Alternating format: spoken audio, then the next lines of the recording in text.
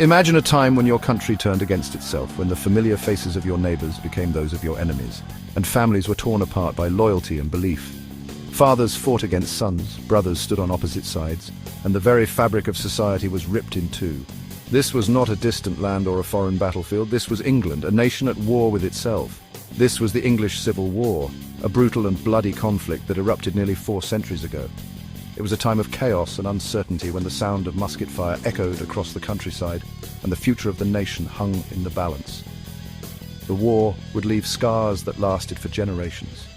Unlike wars fought against foreign invaders, this struggle unfolded on English soil, pitting neighbour against neighbour and king against parliament. The conflict was deeply personal, affecting every town, village and family across the land. At the heart of the war was a fundamental question: who truly held the right to rule England?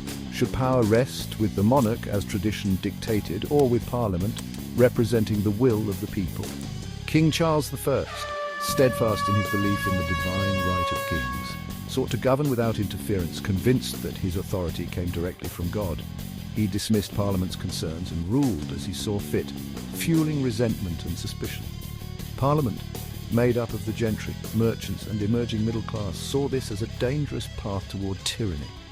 They demanded a say in how the country was governed, determined to protect their rights and freedoms from royal overreach. In 1642, tensions finally exploded. Charles raised his royal standard at Nottingham, a dramatic gesture that declared open war on Parliament and signalled the start of a bitter and protracted struggle.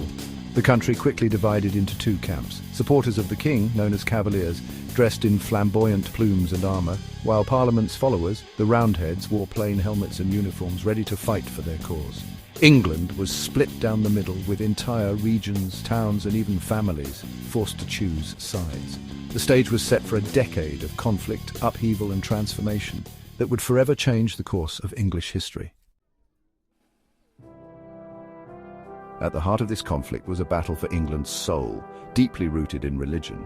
King Charles I, a devout Anglican, imposed ornate worship styles, angering Puritans who sought simplicity. Parliament, with many Puritans, feared a return to Catholicism. Charles's financial policies, like the hated ship money tax, fueled resentment. The clash of politics and religion led to civil war, ignited by Charles's attempt to impose Anglican practices on Scotland. The war began in a climate of uncertainty and tension, as families and communities across England braced themselves for the unknown. Hopes ran high on both sides, with many believing the conflict would be resolved swiftly, perhaps in a single decisive clash. Yet beneath the surface there was a sense of dread, an understanding that the struggle for England's future would not be so easily settled.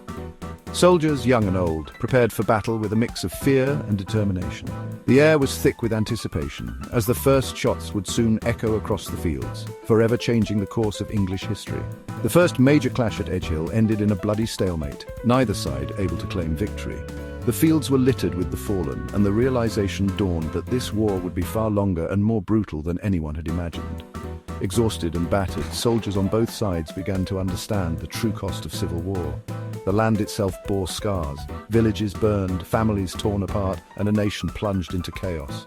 The tide turned at Marston Moor in 1644. Here Parliament's newly formed New Model Army, under the determined leadership of Oliver Cromwell, delivered a crushing blow to the Royalist forces. This victory marked a dramatic shift in momentum, inspiring Parliament's supporters and striking fear into the heart of the monarchy.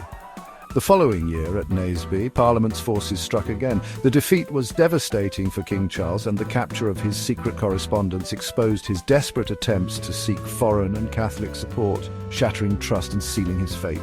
Despite overwhelming odds and mounting losses, Charles I refused to surrender. His defiance only deepened the divisions within England, prolonging the conflict and the suffering of his people. The final confrontation came at Worcester in 1651. After years of bloodshed, Parliament's forces emerged victorious, bringing the war to a dramatic and conclusive end. Charles II, the king's son, fled in disguise, slipping through the countryside as a fugitive. The monarchy, once the unchallenged centre of power, was left shattered and in exile. England was left exhausted and deeply scarred. Parliament and the disciplined new model army now held control, but the wounds of war would linger for generations. The English Civil War had forever changed the nation, establishing Parliament's authority and laying the foundations for a new era, one shaped by the hard lessons of conflict and the enduring struggle for power. King Charles I, a monarch of deep conviction, was a man of principle but ultimately unsuited for the turbulent times in which he ruled. His reign was marked by a steadfast adherence to his beliefs, even as the world around him changed rapidly and dramatically. His inflexibility and unwavering belief in the divine right of kings led to growing tensions with Parliament and the people.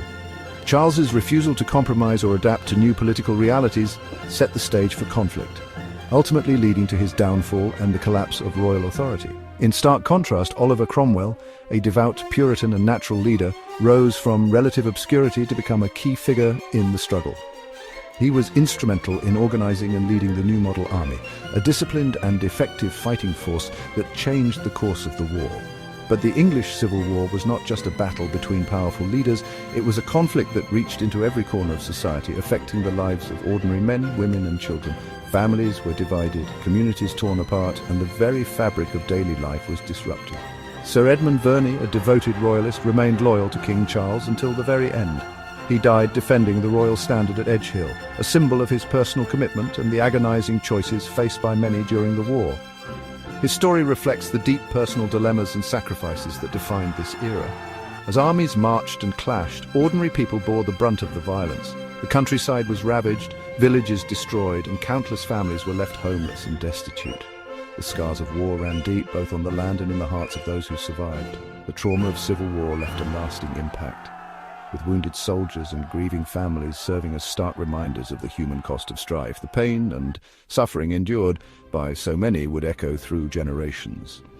Ultimately, the English Civil War was a conflict shaped by kings, commanders, and commoners alike.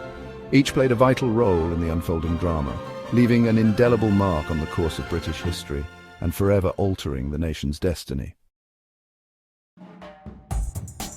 The war's end brought a political earthquake. In 1649, King Charles I was tried and executed, a revolutionary act. England became a commonwealth, struggling to govern without a king. Oliver Cromwell became Lord Protector, ruling as a de facto monarch. His rule brought stability, but was unpopular, leading to the Restoration in 1660. The war wasn't for nothing. It changed the monarchy's role. The new king, Charles II, understood he must govern with Parliament. The conflict raised enduring questions about power, rights and governance. It was a painful chapter, but it forged freedoms we now cherish, reminding us of the dangers of division.